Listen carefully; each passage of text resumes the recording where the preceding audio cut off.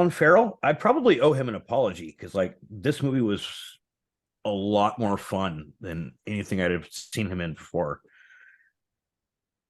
It's very left field. This movie was very left field is the best way I could possibly describe it. And that's how we're kicking off in Bruges with the 0 Point Review series. I am Jeff. He is Kev. Hello. And that we are starting off with his apology to Colin Farrell. Yeah, I'm sorry. I know Bullseye wasn't your fault. Okay, just because you did that, I didn't hate him as Bullseye. I thought he was actually the funniest part of that movie.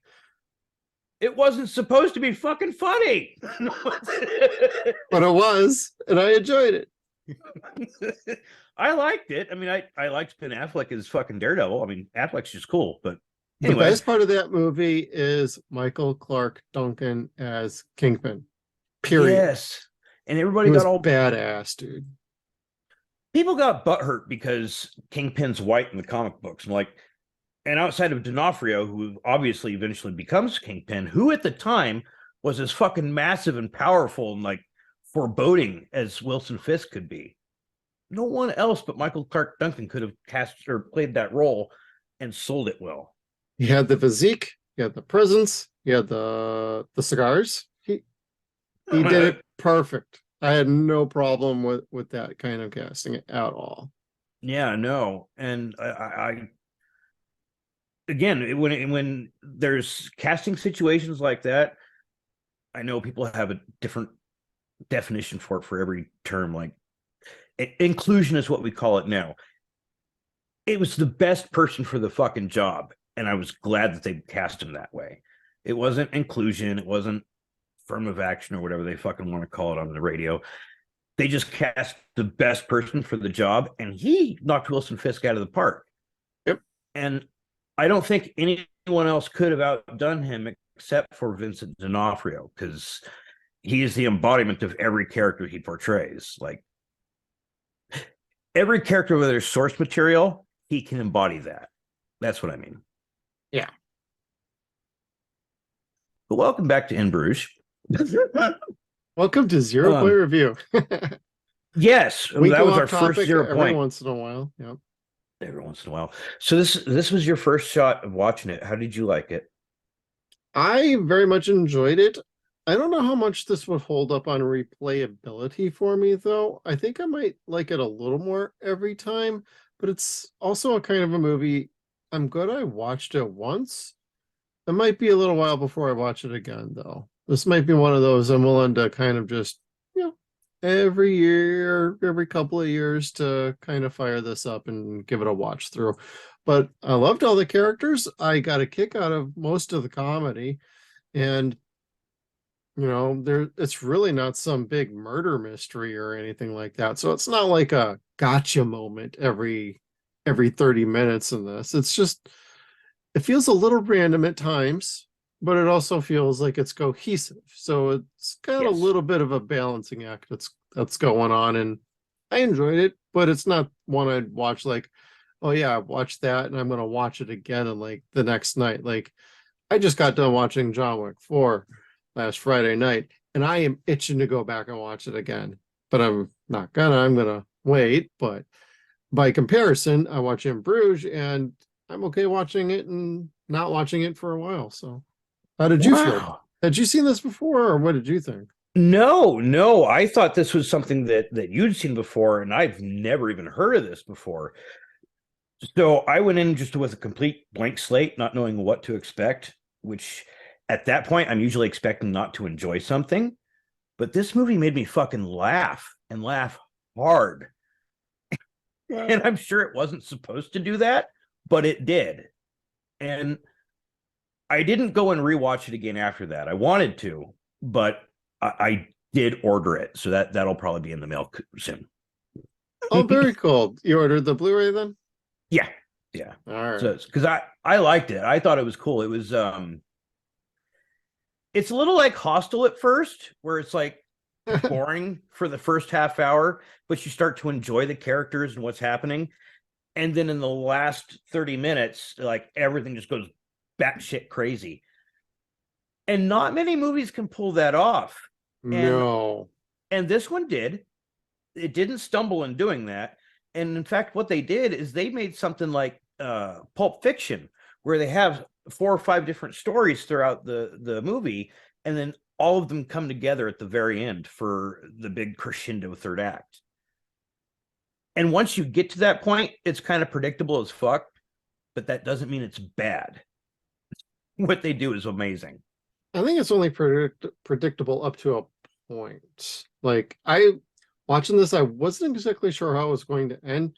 And people, this movie is more than 10 years old. Spoiler alert does not apply here. So if you haven't seen this, that's not on us. But they all die at the end. And my favorite was Ray Fiennes capping himself after he shot Colin Farrell's character Ray, and thinking he killed a kid. And Colin and Ray, I'm going to keep saying Colin because that's just how I identify him. But Ray's trying to tell him he's not a kid. He's not a kid. He's not a. But I got my sense of morality, so I have this, or my code of honor. I got. Man's got to do what he's got to do, and he offed himself like right on the spot, like he had said earlier, which that made me laugh so hard. I'm like, boy, that's how you end a fucking movie like this. Because really, how else do you do that? Like, they got the perfect actor to do that, because you see Ralph as a savage, menacing villain in almost everything he's in. And he is that in this movie. Like, he is a mob boss and a very scary individual, but he's also like a very decent person on the inside in some ways. Like, you don't hurt women and kids. And that's where it's kind of a fairy tale. Like, you do have to suspend a little bit of belief in that. But he does. He's got this work ethic of, you have to lead by example. So if he was going to kill Colin Farrell because he killed a kid and he just killed a kid, well, I got to kill myself now too. And Colin Farrell was trying to tell him, like you said, no, that's not a kid. That's not a kid. So even though he was like about to be killed by the guy, he was still trying to save Harry's life. Like, I understand what you're doing to me. Don't do it to yourself. Don't. And it's like, oh, fuck. The movie wasn't great until Harry got into Bruges. Oh, Ray, yeah. Everything beyond that was amazing. Like, I wish the whole movie could have been that way, because it was funny in the sense that Pulp Fiction was funny. Oh, you just shot Marvin in the face. There's a lot of shit like this in this movie. And I like the bell tower scene where Ken is telling him, basically, I love you and I will do anything for you, but I have to protect this kid. He still needs a chance. And Harry was going to kill him. And he's like, well, gosh, after you said all that, I can't really do anything like that, can I? And he fucking shoots him in the leg. It's like, I gotta shoot you for I gotta get the edge off of me or something. Like, I gotta take it. It's almost like the old mob thing. I'm not gonna kill you, but I gotta take a finger off. Because, well, I gotta do something for punishment, but you just said all that stuff.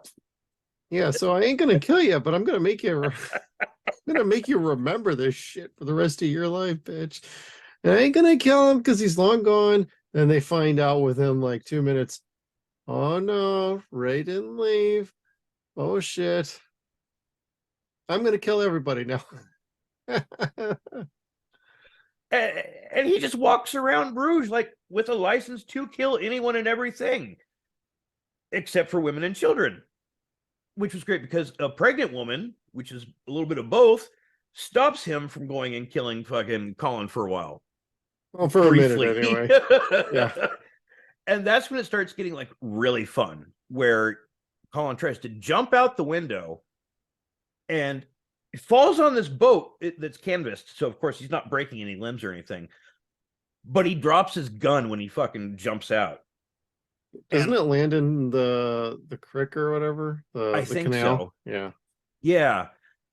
And all I could think of was this old Eddie Murphy bit where he talks about He was in 48 Hours. It's his cop movie with Nick Nolte, and he wants to go see it in a white movie theater. And people kind of like, you could hear the audience getting like, what? And he explains, going to a predominantly black movie theater, you're going to hear, what the fuck are you going to do now? You done dropped your gun when you fell through the window. Yeah, it's your ass, I guess. And that's all you can think when he drops the fucking gun. Or Ken, when he tries to jump to, I don't know what he was trying to do there. But I think he was trying to beat him to the punch. I don't know. At first, I'm like, if he jumps out the window and he lands directly on Harry and takes him out, that is an interesting way to end the movie. But that's not what happened. But. No, it was so much fun. It's wrong. So he jumps to get Colin's attention. Kersplat. So, yeah, shouting was not an option. Shooting the fucking gun was not an option. That's what I thought he was going to do initially. Making sure your tie is straight and your jacket's on prim and proper and that gun's down in your fucking dick. Yep, because this is so going to make a difference when I hit the ground. Yes. And he does. He fucking lands on the ground and you see the whole thing. It's really quite impressive. And doesn't die. Which is not realistic. No. Yeah, and yes, I did just watch John Wick 3 and 4 recently, so I understand that concept. But his face looks up and this arm's twisted this way and his fucking foot's over his ear that way. And yeah, you think of again, you see your leg like that? That's how you is. That's how you is. I'm surprised people weren't acting like tourists taking pictures like, oh my God, look at this guy. What was he trying to do? Well, touch phones were just being new at that point. But him being able to talk, like there's nothing wrong with his internal organs, even though you see him go kersplat. It was funny. It killed me inside because it's. Yeah. I don't think that part they meant to make it funny, but it was truly killing me inside because all I could think of is no one in this movie knows how to fucking die properly. No, they don't. I mean, the only person that did was this little bastard here. And this is the kid that basically the whole thing gets caught over. So again, people, if you haven't seen this at home, Colin goes to kill a priest. I don't remember what he said he did, but this was going to be his first kill. And he does shoot the priest. The priest is trying to run down a hall or through the door into a church. Using a 9mm, that bullet went right through the priest and hit the kid right in the head. And when he comes out and you see this wound, it's supposed to be like graphic, takes part of his brain out. That's really not you could live through that. They could have done much worse. And this image, though, it bothered people. I looked it up and like it bothered people to see a child with the gunshot basically in his face. And gosh, Sandy Hook had just happened.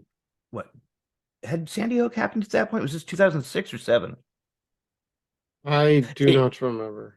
Anyway, this was again one of those things where it didn't necessarily need to be, and it stuck with people, and it was almost poetic the way that they had it, because the child is in church kneeling, praying, and he's looking up as he would be to God.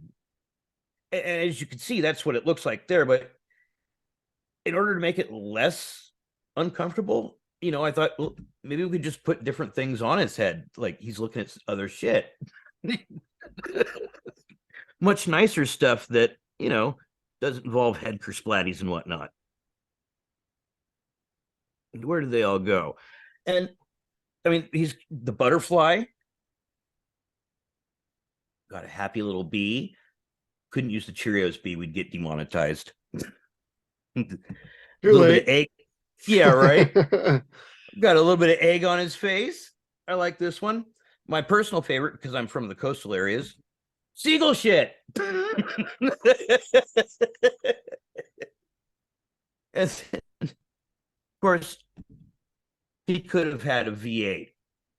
He could have had the V8. And speaking of V8, since I don't want to like hold out on you guys any longer, V8 Splash, thank you guys again for sponsoring the suicide of Ken. He lands, and I'm sorry, the like a spray Gallagher starts show. here. Yeah, and it ends here. And it just sprays everywhere, all over all these people they're walking by right there, like, ah, and they just get misted. And he lives. He lives for like another minute or two to sit there and talk. Like 2.5 minutes. Yeah. And that was with having his fucking artery shot out of the side of his neck. No And one knew how to die. His head was perfectly intact. If that was like a freaking watermelon, that would have been flatter than the rest of his body. And it sucks. You knew he had to die because he is the master to Colin's apprentice, basically. And they showed that in a very good way. Like, he was very fatherly to him, in the same way that he was brotherly with Harry. And I liked that dynamic. I liked Ken being able to see moments like this, that Harry's uncomfortable, and that someone just needs to he needs to die. The look on his face when this guy was sitting there tapping Harry on the fucking face, and you could just see the anger there. Like, that face, if you've ever seen Harry Potter or you've ever seen Red Dragon, he's had that look before, and the person he's looking at doesn't last very long. And Ken walks right past with this look on his face like, I want no part of this, bro. Yeah, he just walked right on by like, ooh, this isn't gonna go well. And like, it's funny watching Harry getting poked. It's like we as an audience, along with Ken, are like, oh shit, this guy gotta get fucked up.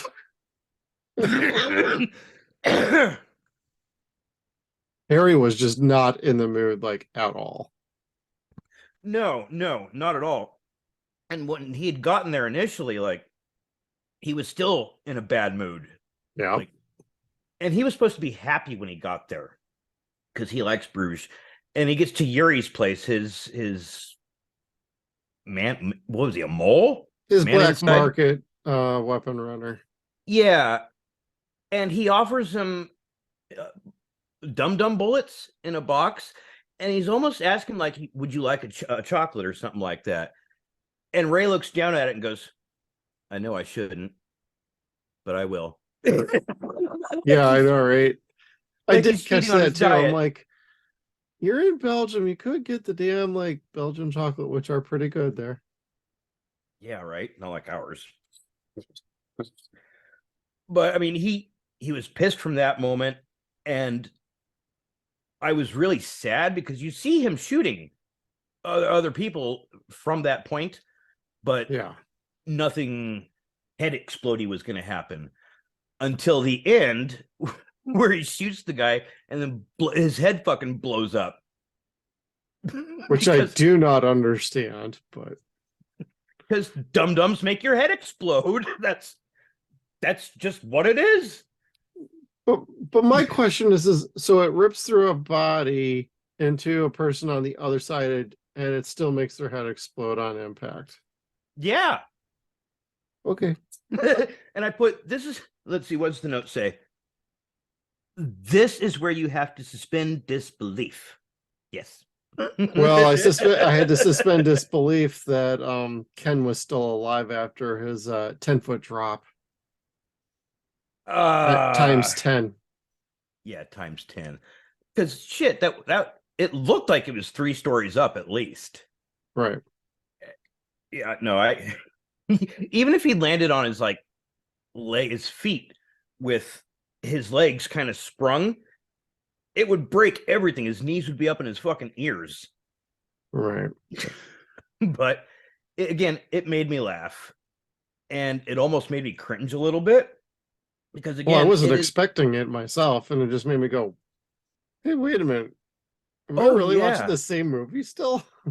Well, when that arterial spray flies, like the best I could think of was "Happy 4th of July."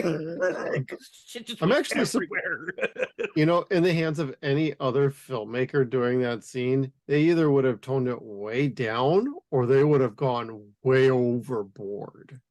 Yeah, So there is something to be said about how much they did show and how much it did go off versus how little it could have been and then and on the opposite end how bad it could have been, because like if you were talking like Quentin Tarantino, there would everybody in that area would have been covered in blood.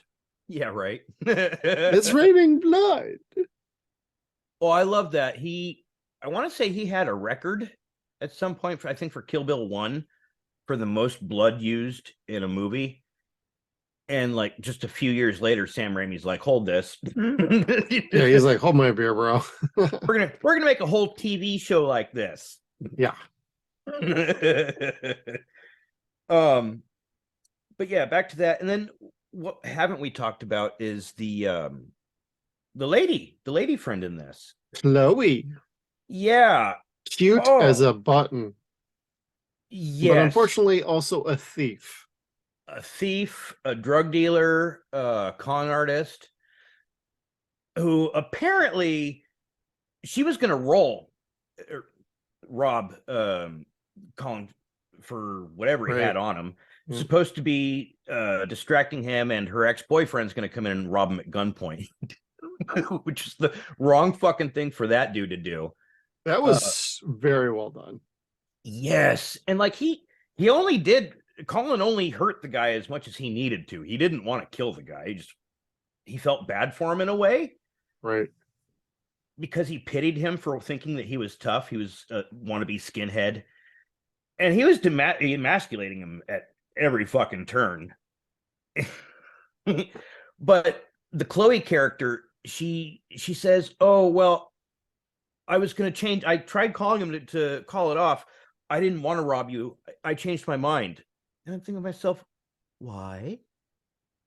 Hasn't anyone here in this movie played Grand Theft Auto? Shoot her, shoot him, get your money back, go. Yeah. It's she annoyed me. I did not need her character necessarily, but an imperfect hero needs an imperfect heroine. And I say that because that's what she was selling.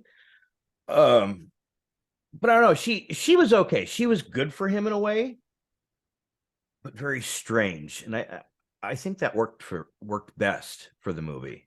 Yeah, I think they maybe could have just gone a different direction a little bit with her. Like you didn't the way it kind of went down and like, oh yeah, I'm a thief. I changed my mind, but it's still happening anyway. And he's my ex-boyfriend, yet I'm still working with him. Some of that could Yeah. have been, they could have gone a different route with doing that. I mean, this is where I would start to nitpick the movie and be like, could have picked a different angle. There's about 300 different things you could have done. Um, hindsight's 2020. I bet they even, themselves are like, yeah, maybe we could have done something a little different, but this is what we did. So, in the grand scheme of things and the context that it is, I think it's all right because she ended up being a more interesting character after that than she was leading up to that point. Yeah, kinda. Uh, she was almost like Inara. Inara, I can't think of her name. She plays Inara in Firefly. Deadpool's wife. Marina Baccarin. Yes. Very similar character. Has balls just as big as the hero does. Yep. And is not shy, is not timid. Is just So, yeah, she was a good character. Just nasty in a way. Like she looked a little sickly, if you will, a little hepatitis C, if you maybe. And the ex-boyfriend, the Nazi skinhead looking guy, he looked like he may have had some things. Um, it'll take his eye out. something did. I don't know. Is it the Chloe aspect of the movie, actually, there's three different ways you could look at that. Chloe and Ray, Ray and Ken and Harry. Each one of these little slices here, you can call it like, what was it? Gaslighting the movie? No. I'm sorry. Toxic Relationship, the movie. And then we've already got Toxic 2, Belgian Boogaloo. Like totally different. No one was good for each other in this movie, but they all worked. It was very funny, very unique. In a roundabout way, they all drove each other to go certain directions, and it just kept bringing them right back to where they started from. Speaking of which, that there's a few moments of like biblical reference. I think Bruges is supposed to be purgatory for Ray. It's a shithole. It kind of, but it's where do you want to go from here? Right. Do you want to go down, or do you want to go up, for lack of a better term? Do you want to keep living this life in the shadows, or do you want to go higher than this, elevate yourself better than this? Because he didn't want to be there in the country. He didn't. Like I said, it's very country mouse and city mouse sort of thing. Well, he was thinking it was another job and not like, this is just to get me away so you can take me out. Well, I knew Ken was talking to Harry about having to kill him, but I didn't know that he thought that they were there waiting to do another job. I thought he thought that they were there waiting to hear from Harry. Yeah, I think that's what he thought, but that's not what Ken thought. But that is what Ray thought, but not what we thought as an audience. So we thought there was something else going on, I think. Yeah. Again, just having fun here. Toxic Relationship 3, the gaslighting. No, it's Toxic Gaslighting 3D. You need the glasses to go with it. That works. Well, hell, if it was 3D. Oh, here we go. Yeah, I just want to see it one more time. It makes me happy. Where did it go? Where did it go? Her splat. I wanted to get a video of it just so like we could put it on replay. Just in Bruges, V8 splash. But I am surprised. I'm sorry, I am not surprised that I hadn't heard of this before, or that it wasn't bigger in the United States as it was. It got some pretty good Academy Award stuff going on with this movie, though. Did it? Mm-hmm. I do not remember seeing anything about that. And I figured that was just because of our country's tight pants about language and stuff. Well, this movie didn't like light up the box office. It was just very critically acclaimed, and it should be. It with every right to be. But our critics, they don't like things like naughty words, and this movie has a whole bunch of them. So they say fuck 126 times.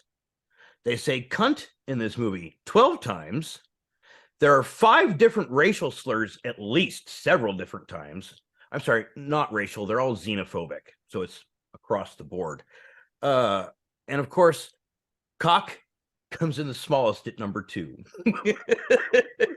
But they say so many horrible things in this movie, and they make it normal to the point where like in Pulp Fiction, it's just fucking funny. A lot of it you can't say anymore. You probably shouldn't have said it to begin with. But it is funny in the context of this movie, like because they're so ignorant. I think that's the best word to stupid because they're willfully ignorant. So, but this was a treat. I liked this one. I think whatever you'd heard about it with the critic reviews, totally worth it. Totally worth it. Oh, and yeah.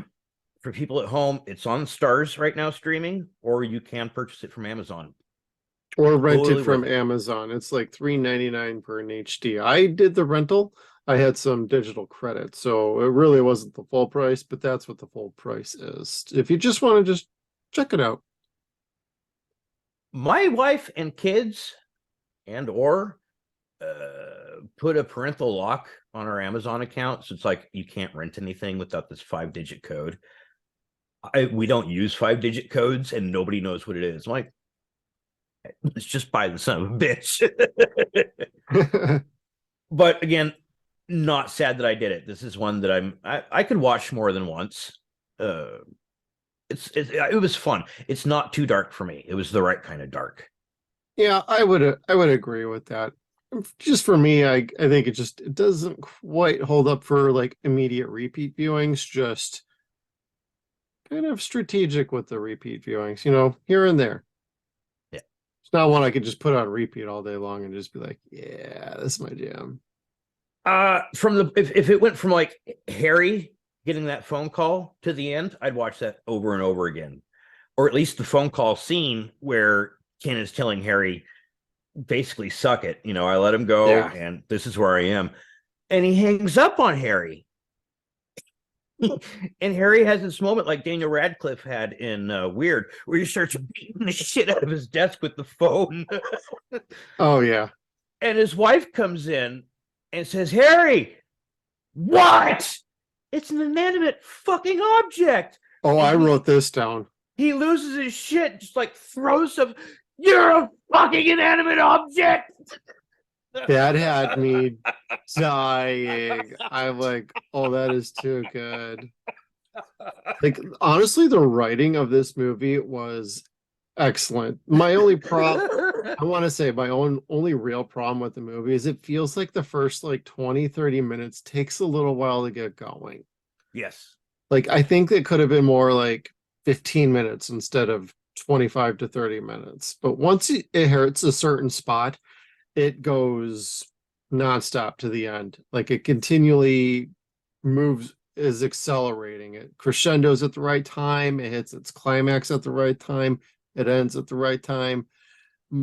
My only problem is it takes a little while to get going. Usually I don't mind that, but every once in a while, if it feels like the movie wants to move and the story wants to get moving, but you're not letting it get moving for various reasons like character development, whatever, sometimes the movie will just develop as it should.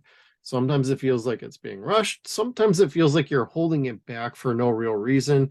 I just feel like the first 25-30 minutes felt like they were holding it back just to, like, I don't know, just holding it back until they got to a certain like plot point, and then boom, from the word go. The rest of the movie, it was pretty stellar. So this is a great movie, and I very much enjoyed it. I think all the performances were excellent. Too bad Colin didn't get like a freaking Oscar for this, but everybody did an outstanding job, and I can't say anything really bad about this movie. It's right up there. Minus the warning of suspend disbelief at the end. Yeah, Oh, it's well, yeah. yeah. I can't say too much because like I'm sorry to keep beating this up, but I did watch John Wick and he falls off of like a 7-story building in part 3, and something similar in part 4 happens, and he gets up and he walks away. It's like, I don't know about that, but you're only asking me to just suspend my disbelief for one thing. And so with that said, if you're only asking me to suspend disbelief for one thing, I'll give it a pass. And all they did was like the clock tower jump with Ken as the, okay, I can't really buy that, but you only asked me to buy that, not ask me to buy too much else that's completely out of the ordinary, out of the realm of reality. But the head exploding bullets were fun. Yeah, I completely forgot about those bullets, and then when they showed like the dwarf with the head completely exploded, I was just like, what the fuck? A bullet through the body still takes out a head. Okay. But then you remember, oh yeah, well, he had these particular bullets that could do that kind of thing. And it's like, oh yeah, that's true.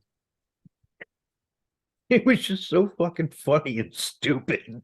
Dude, I want to see like a Punisher movie with those kind of bullets going on, and all you see are like headshots, poof. And it's like a Gallagher concert. Or Gallagher was more of a comedian, right? Yeah, Because yeah. he'd squash the watermelon and he'd have like 3 or 4 lined up and just go.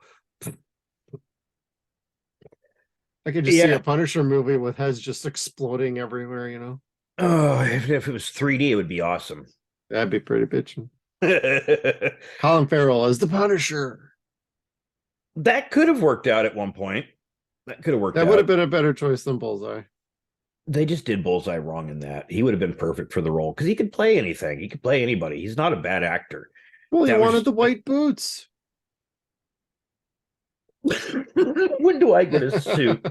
And that actually way off point, zero topic or 0 point.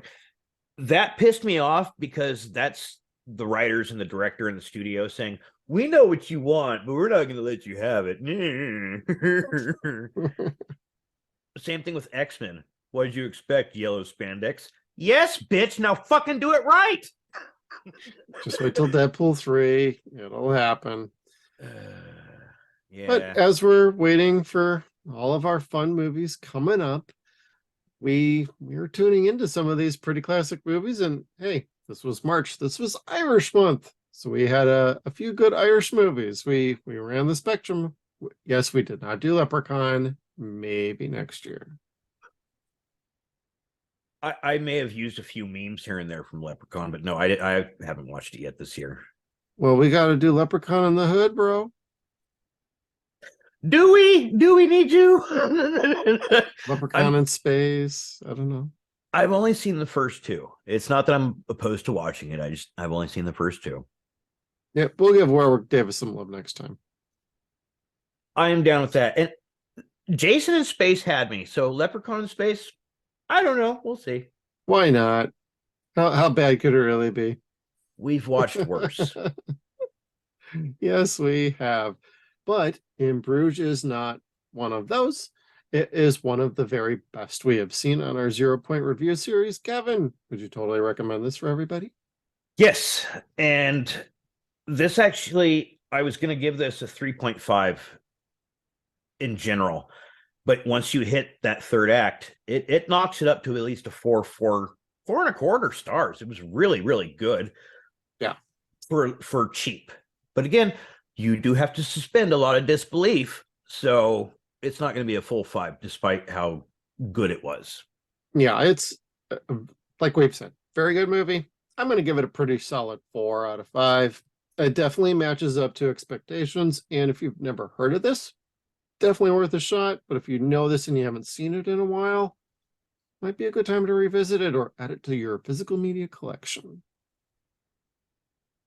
Yeah, because it's on Stars, and I didn't even know that we had Stars until my wife was like, "Oh, why don't you just watch it?" Because I kept asking her what that 5-digit code was. I'm like, "Why didn't you tell me we had Stars 2 hours ago?" Yeah, when you messaged me and you're like, "My God, we had Stars," and I'm like, "What the hell's going on over at that house?" No, I'm kidding.